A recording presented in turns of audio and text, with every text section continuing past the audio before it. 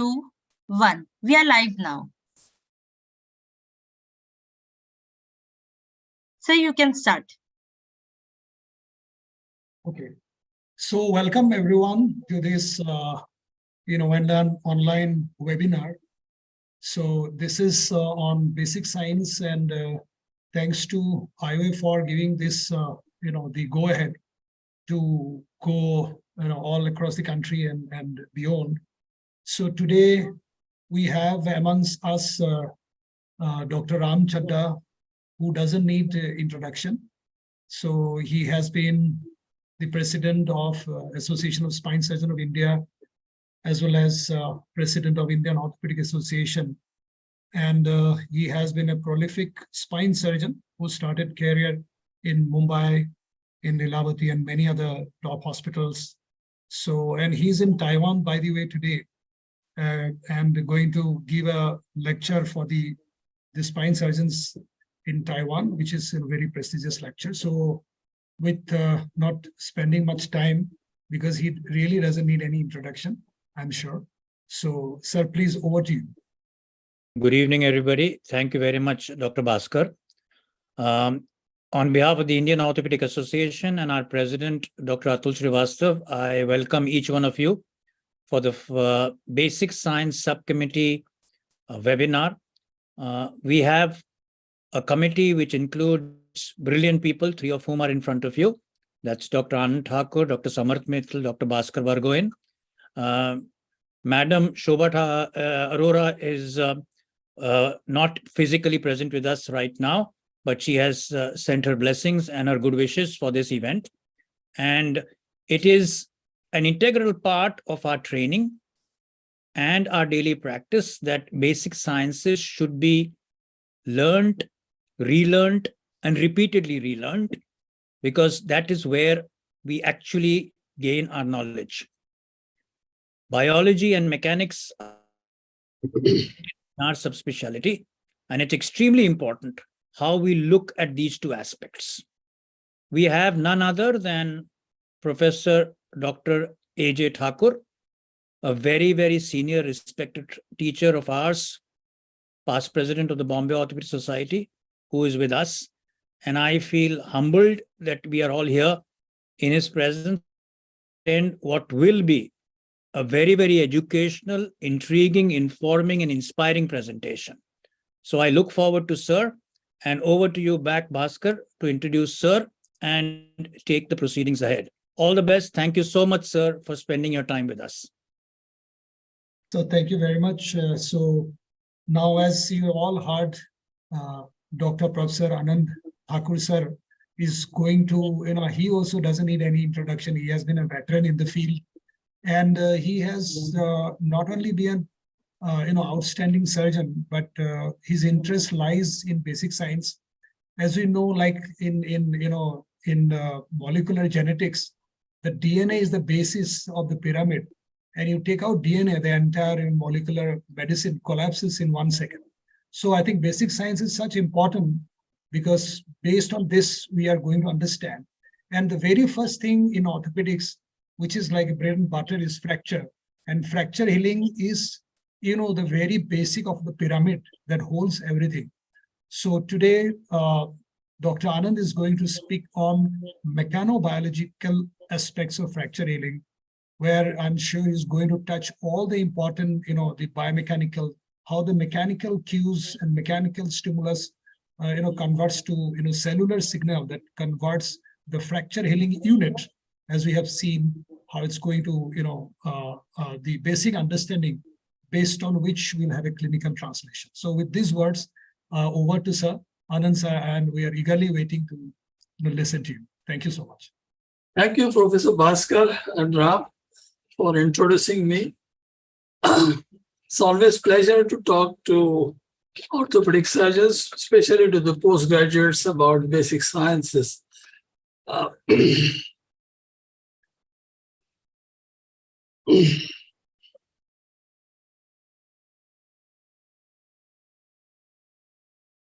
I'll simply share my screen so that everybody can see what is happening.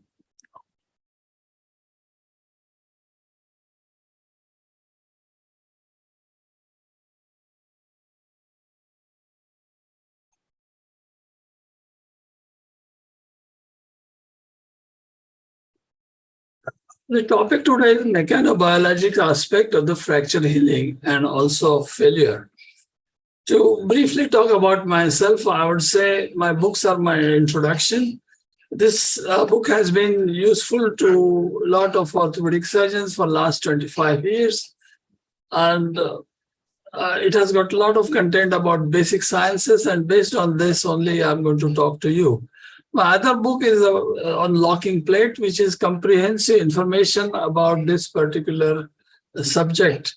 The third book is of day-to-day use, in which I have given positions and the tricks of using X-rays on day-to-day life in our clinical practice. My passion for good presentation has led me to write a small book on PowerPoint, which mainly gives you how to improve your presentation and make it excellent, stand out everywhere. Recently, I have modified this book for use of Asian subcontinent. With that, I would say, why should we study basic sciences? In medical college, we study anatomy, physiology, biochemistry, pharmacology, pathology.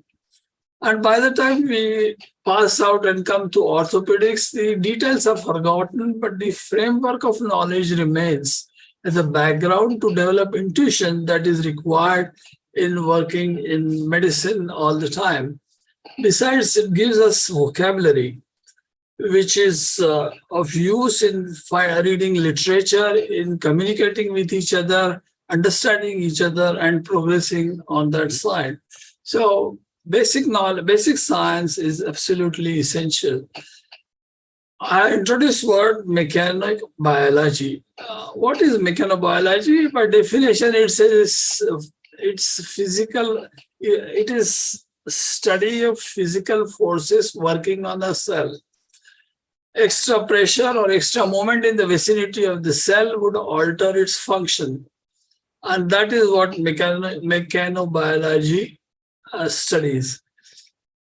A cell, pluripotent cell in a fractured tissue would produce fibrosis if there is a lot of movement. If the movement is reduced, the same tissue, same cell will now produce osteoblast. So this is only because of change in the mechanical atmosphere around that fracture site. This study that's why important, and mechanobiology is that thing. Well, biomechanics is study of the joints and muscles and instruction, how they move, what are the pressures, what are on their surfaces, etc. So there's a difference. Mechanobiology we should study because it will give us all the information on being with a lot of subjects of our interest. Today, my focus is going to be on callus. Callus is an important thing in fracture healing. The Latin word callum means scar tissue. And we're going to study callus from mechanical point of view and see the effects, a mechanical point of view, how it helps in achieving the final result of fracture healing. This is in the first half. In the second half, I'm going to discuss how various treatment modes affect callus formation. So we start with 4 stages of fracture healing. Initially, there is a hematoma, hemorrhage, and that becomes a hematoma. With hematoma, then gets organized, and there is the granulation tissue around, which later on is transformed to fibrous tissue. Fibrous tissue develops cartilages, and that cartilage later on becomes calcified, and thus we have fracture healing. So these are the 3 steps. Once the fracture, the calcification occurs in the callus, the movements start, and patient forgets about the fracture because he is able to use the limb. However, the healing process continues, and the 4th important stage is of remodeling. Remodeling doesn't describe exactly what's happening. There are various synonyms for remodeling, like recreate, reasonable, remake, recast, but my favorite is restoration. Restoration to the original shape. That is what the final stage does. which is popularly known as remodeling. It means that the final stage or the end of fracture healing is when the bone regains its original shape. In other words, the callus would gradually disappear and the bone will be reinstated. Bone is the only tissue in the body that replaces itself with original tissue. There is no scar tissue in bone healing. In fracture, never heals with the scar with original bone. This diagram tells us about the general organization of fracture healing process. We have cells on a scaphoid and the growth factors. These three together make the biological aspect of bone healing, and we can label them as bone healing unit. Now, this bone healing unit requires stability to work. Imagine there is a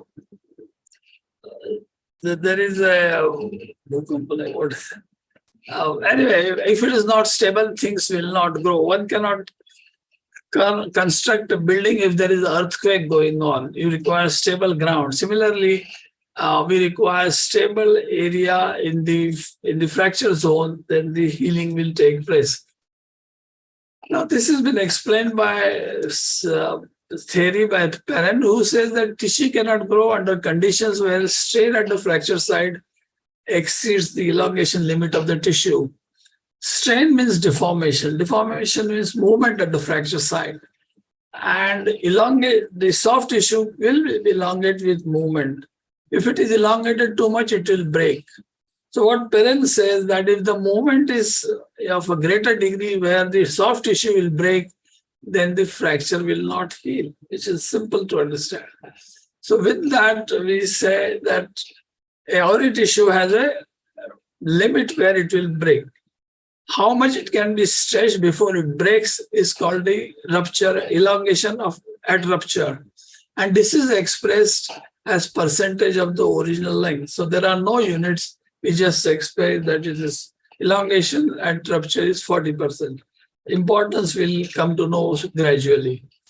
As it elongates, the tissue becomes stiff. This stiff helps in reducing the movement. Stiffness reduces the movement at the fracture site, which is essential. And the stiffness increases suddenly. It doesn't go gradually, it increases suddenly, and this is called a non-linear. The increasing elongation, the stiffness of a connective tissue increases in non-linear way. Linear way is the gradual. This is the linear way of linear progression. Slowly it rises, but this tissue stiffness suddenly rises halfway, and when it reaches the peak, it will break at the specified point. These are the 5 important tissues that are involved in the fracture healing, and we will just see how much they can tolerate elongation. Hematoma is just fluid and it has no elongation limit. It doesn't have no strength at all. But when it is converted to granulation tissue by action of the cells, then it can be elongated almost double its size. It can be elongated 100%, and that is what it is. The granulation tissue is then converted to fibrous tissue. It becomes stiffer and breaks early. Only it can be stretched for 60%, but it is much stronger than the granulation tissue. Later on, the fibrous tissue is converted to into cartilaginous tissue, and it even becomes stronger, stiffer, and but it will rupture only at 40% of the elongation, but is much stiffer than the fibrous tissue. When calcification occurs in the fibrocartilage, we call it callus. Now, callus is like a rubber. It's like a rubber net. It is strong and pliable. It doesn't break easily. It may be stretched also adequately. And that stretch limit is about 10%. Bone is like glass. It is strong, stiff, but brittle. It will break when it is stretched even as less as 2%. soft tissue is turning stiffer and less stretchable as the healing process progresses. The soft tissue, which is just hematoma, gradually becomes fibrous tissue, fibrocartilages, and callus. So it becomes stiffer and less stretchable. As I said, 100% in granulation tissue stretchability, bone can be stretched only 2%. So that is the way the nature reduces movement at the fracture right. In connection with callus, we always say that it is woven and spatial in distribution. So what is this woven? If I had to describe this structure, then I would say that this central rod is surrounded by a material which is woven in fabrication and spatial in distribution. That means you can see the weaving pattern, and the material is all around the pole, so it is covering in all sides. So this is woven and spatial in distribution. If you see a callus under microscope, something like this is seen, where you can see the crisscrossing fibers and also the mature cells underneath. Woven and spatial is an important term. It doesn't break easily.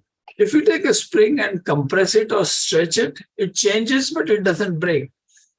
One considers one particular ring of that spring, then nothing much happens at one spot. That is the reason the callus does not break easily. It is quite tenacious and is useful. If we now consider a mechanical point of view of the healing process, when there is excessive load on the fracture, it breaks and there is loss of function. Because of pain, the muscles go in spasm and it minimizes the movement at the fracture site. After the fracture, there is hemorrhage and hematoma. Hematoma later on becomes solidifies, is converted into granulation tissue. The granulation tissue has stretchability, so it allows, but still it's stiff, so it tends to decrease the movements along the fracture tissue. In a few weeks following the fracture, the tissue modification reduces the fracture mobility and increases the tissue stiffness by a factor to the power of 10.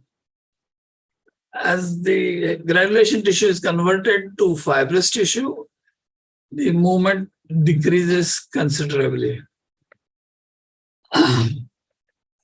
Later on, the fibrocartilage develops and the calcification occurs, so the movement really goes down very, very fast. And what then we call it is callus. Callus is very likable, laudable. We all want to see callus when we are treating fracture, because we know that is the beginning of the healing process. And patient also feels that he can use the limb as and when required. Mechanically, what is happening in the callus is that the diameter of the fracture zone has increased, and that makes it stronger against axial and bending loads. When before the fracture or just after the fracture, the diameter of the bone is only this much. But when the hematoma organizes and later on becomes a callus, the diameter is increased. Because of this bigger diameter, the fracture site has become stronger than the bone itself. And this is described as polar and area movement of inertia. Increased circumference makes the fracture site stronger, even stronger than the bone itself. To explain these two terms, a circular object and a larger circular object. So if torque is applied, then the larger circular object will withstand more rotational or twisting force than compared to the smaller circular object. Similarly, if it's a bar or then a bar of 4 millimeters will be weaker than a bar of 7 millimeters when bending load is applied to that. is small. Here is a representation of a bone which is immediately after the fracture.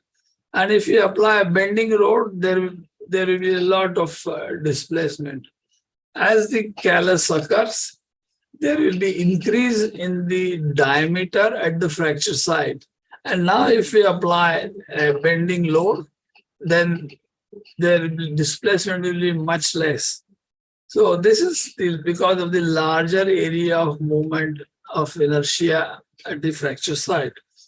In simple terms, what it means is that if the diameter is much larger, the area would be stronger. The fracture junction would be much stronger than the bone itself, and it will withstand the rotational force, that is the polar, or the bending forces, that is the area movement of inertia. These terms are technical terms, but the engineers use it, and it's worth knowing that it gives us an idea how things are happening in nature.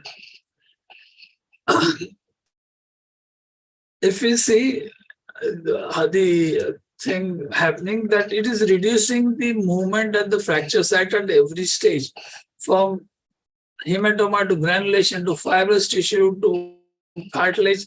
At every stage, nature's attempt is to reduce the movement at the fracture site so that the healing takes place. And there, what did I say? When it comes to the bone area, when there is bone formation or a strong calcified callus formation, the impact of the fracture on patient is lost. He is able to use the limb, so he feels things are over. But the end point of the healing is complete remodeling, which goes on for a very long time without patient realizing it. Here we see there is a big callus, calcification scene, calcified callus scene, which gradually decreases in size and ultimately disappears. The callus disperses itself as the healing takes place. Ultimately, two bone ends join together with the original bone tissue without leaving a scar. That is the final healing, which takes a long time after the fracture. The patient is started using his limb actively. So that is the complete story of bone healing. Callus is a transient tissue, but the final goal is to reshuffling. It just helps in getting the thing together, making it there so that the healing can occur by direct progression from one end to other, and the medullary cavity can be opened. Though it is called callus, there is no scar tissue, and the bone segment remains as normal as before the fracture there. There are 3 articles I would like to recommend for further reading, these 2, and the one here. These are fairly detailed about whatever I just spoken to you. But all these have been condensed and simplified in this book. So all the 4 readings are useful. Recently, I have found this article, which is very informative about the callus formation. So those interested, they should read this. It's a very, very well written article from a very, very prestigious place. So in this, we come to the second part, that the fracture treatment aims at callus formation every time that we do this. Any type of fracture treatment reduces movement at the fracture site. That means it creates stability. It could be relative or absolute stability. When we use a splint or a plaster, we produce relative stability. When we operate and use an intramedullary device or an external fixator or lock plate, we produce, or we aim to produce, relative stability. There are situations where we want to use absolute stability for healing. Then we use compression techniques and produce such a stable fracture fixation that movement is very little or nothing. So this is the basis of treating. Before any surgeon starts treating, he has to decide what type of healing he wants in that particular fracture. If he's aiming at a relative stability, then he can use one of those I have mentioned. But if he deems that absolute stability is required, then he has to use different methods, different implants, and different protocols. Non-operative treatments always produce abundant caution, abundant callus. This is a child's bone which was simply splintered. You can see there's abundant callus here. There is malunion or malreduction, but that's different. But the amount of callus is enormous because the stability in a splint was reduced to between 2 to 10%, and the movement continued till the hematoma calcified. So the abundant callus is happening there. Similarly, in cast, when you put plasters, you produce only relative stability, and the fractures will heal with callus. When we take up internal fixation, we can use our methods in such a way that we get secondary healing with callus formation or primary healing without callus formation. Choice is ours. We can take this way or that way. Whatever we want, we will do that. So we may choose methods and implants which will either facilitate callus formation, or we bypass callus formation and aim for remodeling straight by producing absolute stability. Let's take an example. Now, what I've been saying that surgeon is the master of creating mechanical environment. With his knowledge, he decides that this particular fracture requires absolute stability. Then he will use the techniques and the instruments and implants to produce that stability. He can do that. When he decides that he wants relative stability, he wants to see callus, so the fracture heals early and patient is mobilized, then he uses a different method, different implant, and produces that. Surgeon knows what to do that. Here is on the red arrow shows production of absolute stability. A lag screw through a plate produces absolute stability, zero movement at the fracture site. Fracture has healed without throwing any callus, direct healing. That fixation has produced a vicarious stability in the fibula, which was not tackled at all, but it was stabilized to a good extent, so that the stability was between 2 and 10% movement, and it threw abundant callus. So in one X-ray, you can see the two different production lines. If we consider causes of non-union, mechanical failure is highest cause of failure, non-union. Creating mechanical environment for fracture is surgeon's responsibility. Knowing the implants and knowing the biomechanics of them, knowing their basic tenets and knowing their basic drawbacks, a surgeon should be able to create required mechanical environment for that particular fracture. Let's see. Transfer fracture of the humerus in an elderly patient. This was treated with a long plate bent at the fracture site, and maximum number of standard cortical screws were used, but only end screws were locking to produce the stability. So it did not give a very high level of stability, but just adequate enough. So there was little movement, and you can see callus formation at the fracture site. Fracture healed very satisfactorily.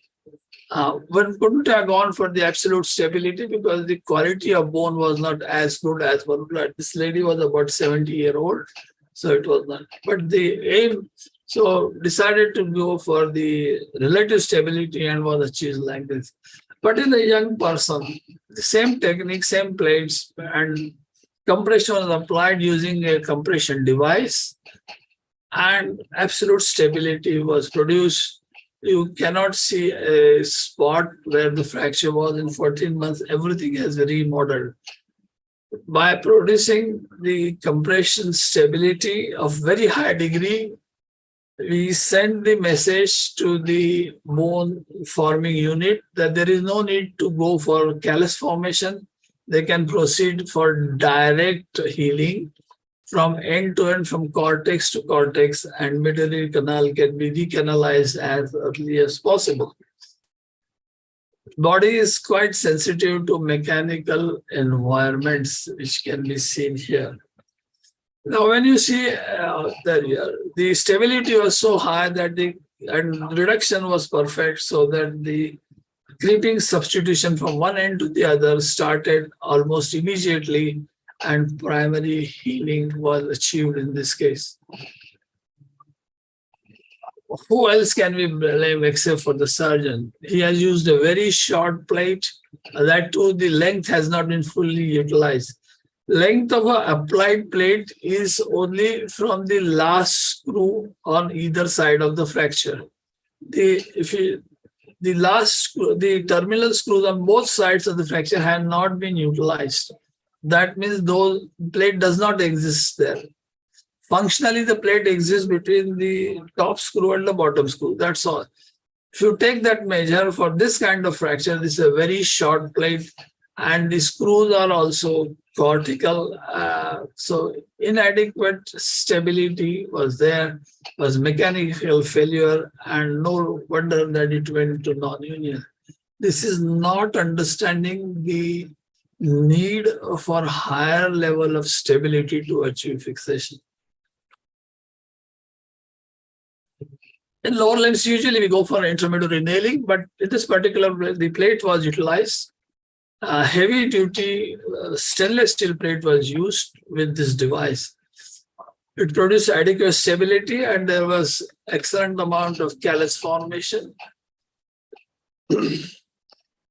Not only that, there was a periosteal callus formation, there was also endosteal callus formation. And later on, there was direct callus formation. Healing also occurred later. You can see all the three types of healing because the stability was very suitable to start with. It was a relative stability. When the endosteal and periosteal calluses were formed, it reached the absolute stability. Then direct cortical healing started because the reduction was anatomical.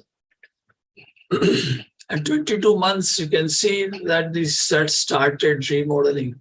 There's a small point I want to make about this particular implant, 95 degrees blade plate. This is a DCS screw, 95 degrees, but the 95 degrees blade plate is also coming back. A lot of people are talking about it. The important point is that the screw, the cortical screw, must engage the opposite cortex. If the proximal fragment is so short that we cannot use the second screw, then the implant will not work. 95 degrees blade plate or DCS will work only if the cortical screw has a good hold in the opposite cortex, then only it works. This is a condition, metaphyseal fracture. A long plate has been used and adequate spacing has been given, so he will have a good healing in good time. However, there is an issue here. At the top, if you see, the last screw has been left empty. So as I said, the length of the plate is only till the last screw. The extra length which has been used to overlap the stem of the implant in the hip is not functional. So in practice, we have a stress riser below the stem, and it is predicted that the patient will have a stress fracture in short time. What should have been done? That the last screw, a locking screw with a unicortical hole should have been placed there. That would have extended the length of the plate and the overlap would have occurred. So this is a dicey situation, and one expects it will fracture at the topmost screw. Below the stem, it should fracture sometime later. When the combination is so much, it is expected that just a lateral plate may not be giving adequate stability. So an additional plate could be used to get the adequate required stability, and this has been achieved a reasonable amount. In a reasonable amount of time, good healing had occurred. So you can situation there in the same fracture, you require secondary and primary healing. Primary healing for the cortical area and secondary healing for the metadiaphyseal area.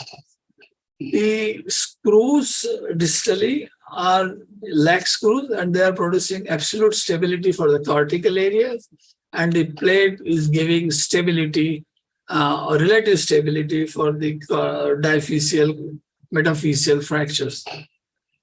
But this plate has problem. Even in perfect reduction of strict placement of the screw, still adequate callus doesn't form. There are various reasons. So to overcome that, what could be done? There has been research, and we have these flexible screws, what are also known as far cortex locking screws. When this screw has a hole in the plate and also on the distal fragment, but no hole in the proximal cortex. When loaded, it will bend, and both the proximal and distal cortex will move equally well, which can see here. The movement induced by this far cortex locking is that it's parallel and exaggerated movement, proximal and distal fragment. With this, good amount of callus is formed. This is the picture of far cortex locking screw. One model which has been crossed has been discontinued, but the other one, the number B model, is still available for consumption. There are examples where this technique has been used, and one can see adequate amount of fracture. The problem with far cortex locking screw that it does not work in short screws. So what do? We invent another plate called active plate. It's a piece of metal which is enclosed in silastic sheath, and that is put in a slot inside the plate. This then becomes the hole, and the plate looks like this, but one can use it as a locking plate, and it gives it enhances callus formation at diaphyseal sides by symmetrical dynamic axial dynamization. Stimulates circumferential callus and needs faster and stronger healing than standard locking plates. This is the animal model, but you can see under the green arrow, this circumferential callus, while the standard locking plates, only far cortex is showing the callus formation. This is a human humerus in which this plate has been used, and in 24 weeks since abundant callus at the fracture site. Also, the length of the plate is much smaller than the locking plate that could be used there, because all these screws are locking with this special active plate. There are a lot of movement, and you get good callus. A third plate has been invented. It's called biphasic plate. A thicker plate is taken, and a slot is made in that. So it gives the flexibility to the new plate. And this is very cleverly incorporated in this S-shaped thing. And this plate is applied as a lateral cortex plate, which then produces a very high degree of fracture. I don't have a clinical picture for this. This is under still experimental condition, but one expects good results from this. What do you think? The mechanical causes are in nailing also. In this case, there is inadequate number of locking plates. It permits toggling at both ends. There's torsional forces introduced. So it's a weak fixation, which is giving rise to instability at the fracture site and non-union ensues. This is because when there is parallel locking, there is toggle there. The nail can move sideways with this. With the toggle, the axial moment is not affected, but the torsion that introduced because of the oscillating movement, because of the toggle, produces torsion, and torsion destroys the callus formation. There's a torsion here, and the shear force ensures this. Shear force is of two types, horizontal and oblique. And the oblique one is more devastating and destroys that. So there was a mechanical error, poor fixation on either side. So shear motion at the fracture site caused non-union. To get over it, one could either do exchange nailing or there is a new method. All you got to do is to improve the stability at the fracture site, and if the screws are passed by percutaneous method, adequate stability could be used. Here is an example how just by passing 3 screws, adequate stability and union was achieved.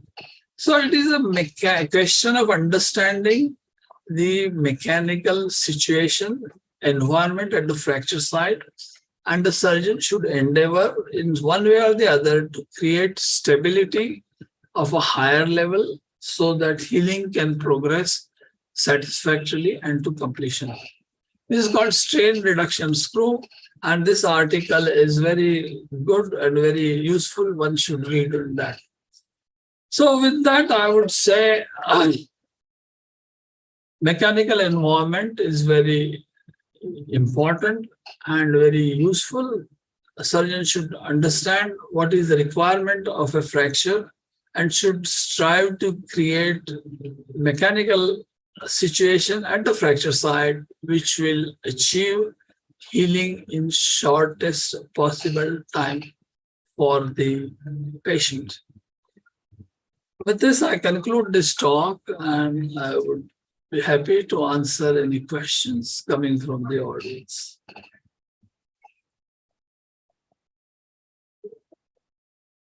So, thank you very much, sir, for your wonderful presentation and elucidation and explanation of some of the very crucial and basic points while the treating and doing osteosynthesis in various fractures, looking into the biomechanical and mechanobiology. So I would request the participants, if there is any questions, and Samarth, we can get question from the participants beyond the. Yes, sir, I'm getting them, sir. Yeah. I'm getting. Yeah.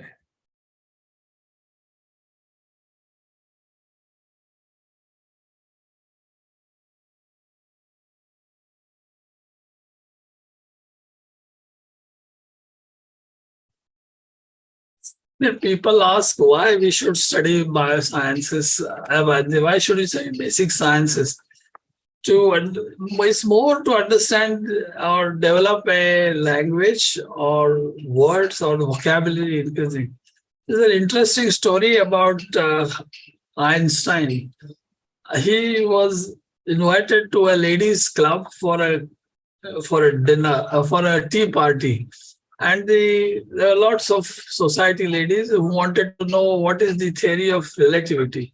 So the hostess asked Einstein, could you explain to us very simply what is your theory of relativity? So Einstein got us, he said, yes, I will explain to you, but first that I will tell you a story. And he said, once I was walking along with a friend who is blind, and we were walking around the river. It's a very hot day, and I said to my friend, it's very hot. It would be good if I could get a glass of milk. So the blind fellow asked Einstein, I know what is a glass, but what is milk? You explain to me. So Einstein said, milk is a white fluid. So the blind man says, what is white? She said, white is like the color of the feathers of a swan. The blind man says, I know feathers, but what is swan? So Einstein says, swan is a bird with a crooked neck. So again, the blind man said, I know a bird, but what is crooked? So Einstein gets his arm, makes his elbow, straightens his arm and says, this is straight. And then he bends it and said, this is crooked. And the moral of the story is that there are so many technical words. So if we don't know what is compression, what is tension, then you have to explain it all the time. Where do we learn tension, compression, or callus, or pluripotent cells, or glucose? In these words, where do we learn? We learn from the basic sciences. So unless we know the basic sciences, we cannot progress in medicine. We cannot progress in orthopedics. That's why we should all understand what the basic sciences, and we should have more talk on medical sciences for our orthopedic surgeons, particularly for our postgraduate students. Wonderful, sir. I think there is a question coming. Is there any innovation to enhance callus formation in nailing situation? Yes. I will share my. I have to share my this thing again.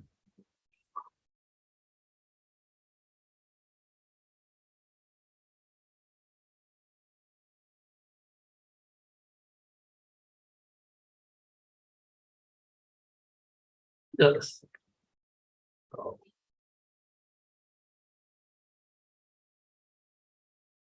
You have to go back to the slide where I think. Okay. See, in nailing at fracture site, the axial movement is not affected by toggle. I just showed you if there are parallel screws, the toggle occurs. But with the toggle, axial movement is not affected, but it introduces torsion, and torsion introduces shear. Shear is detrimental to the fracture site. So to get rid of this torsion or the shear, the more research was done. This torsion introduces shear, and that is what it destroys. So on removing free play at the nail screw junction to provide enhanced torsional stiffness. So we have multi-angles. This multi-angles locking eliminates torsion and shear. But it also reduces axial motion, which is detrimental to bone healing. Torsion and shear is eliminated, which is very good, but it also reduces the axial motion. So there is poor callus formation. Now this technology is used by all these three nails. These companies, they all have this kind of this. So many times there is not adequate axial movement at the fracture site. So how to get over this thing was this. You must do something that the torsion is gone, but the axial moment should increase. Research tells us that if you have a fixation in which you allow moderate amount of axial movement, but eliminate the torsion or torque, then you will get abundant callus. There's high shear stiffness and moderate axial stiffness will produce strong callus as compared to a construct with both high shear and high axial stiffness. So this thought process led to innovation to get a device which will fully block torsion motion but allow moderate axial thing. So what was done was the upper end of the nail here, the locking hole was enlarged and a small insert was made with this. And in this insert, a bushing was placed. The bushing had this special slot and the insert also had a special slot so that they don't rotate against each other. The same technology is used in DHS screw. It has got a flat surface on two sides, so the plate doesn't rotate there. it holds there. So same thing, slots on either side, so that the rotational moment is eliminated. There is kind of lock. The whole assembly is then introduced inside the insert and the bushing have, as I said, they eliminate the counter rotation of the tooth. The whole assembly is inserted inside the upper end of the nail, and then you have an enlarged dynamization slot, the insert and the bushing. This slot is 5 millimeters. One introduces a 4 millimeter screw. So there is a mismatch of 1 millimeter, and that allows axial movement. It eliminates the torque completely, but allows axial movement. And the findings are that decreases torsional mobility by 14%, but increases axial motion by 22%. Creates mechanical environment and favors interfrontal motion. Robust scalus will ensue. This nail is in market. You can see these two examples. It is for proximal femur as well as for the upper end of tibia. It produces robust scalus. I don't have a picture for the proximal femur, but this is the tibial picture. It is available as apex tibial nail made in Ireland, but it is available commercially only in the United States. They are not selling it in Europe or any other part of the country. And these pictures are given to me by Hannah Daly, who is the main innovator for this kind of this. And she is very optimistic that the nail is very useful and hoping that it popularizes with the surgeon.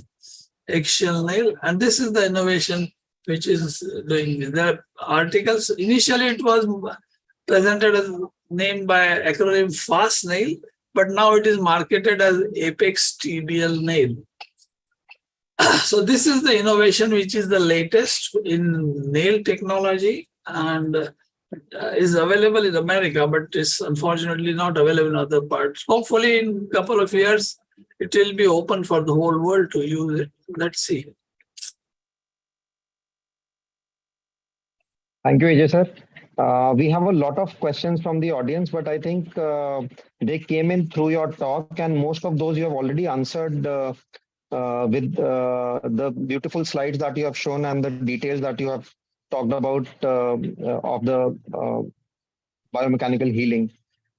So if there are no further questions, I would like to thank Dr. AJ Thakur sir, the IOA Basic Science Committee, the president of IOA, Dr. Atul Srivastava, who couldn't be here because he's traveling out of country today. I especially would like to thank Dr. Ram Chadda, who is the vice president of IOA, for making it to this webinar, despite him being abroad in Taiwan and presenting an oration to the Taiwan Orthopaedic Association tomorrow, and it's quite late in the night for him. Special thanks to Dr. Bhaskar for moderating this session. Dr. Bhaskar, if you have something further to add.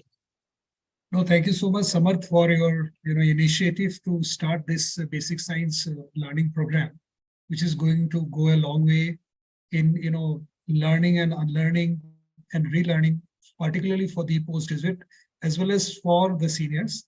So I thank you for taking this initiative, and I thank Dr. Thakur for a wonderful talk encompassing almost everything on fracture healing.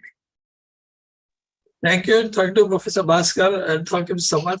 I enjoyed talking and preparing for this lecture.